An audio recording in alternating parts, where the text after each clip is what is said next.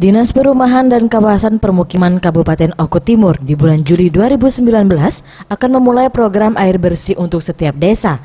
Sanitasi air bersih ini sangat dibutuhkan oleh kalangan masyarakat yang kekurangan sumber air bersih apalagi saat kemarau.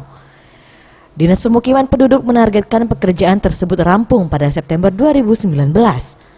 Mundir, Kepala Bidang Dinas Perumahan dan Pemukiman mengatakan, di tahun 2019 pihaknya membangun sarana air bersih untuk 7 desa untuk sambungan air sebanyak 3.500 rumah.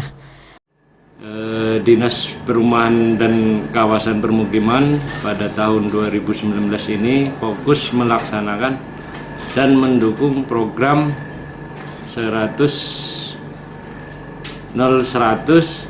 dan nawacita program Presiden Joko Widodo.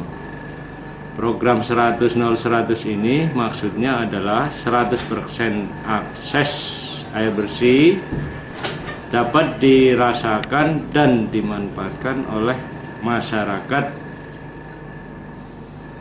0% kawasan kumuh dan 100% sanitasi lingkungan terpenuhi dengan baik.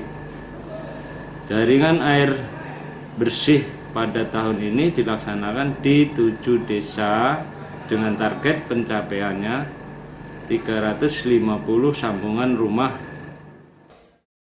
Tim Liputan Sriwijaya TV.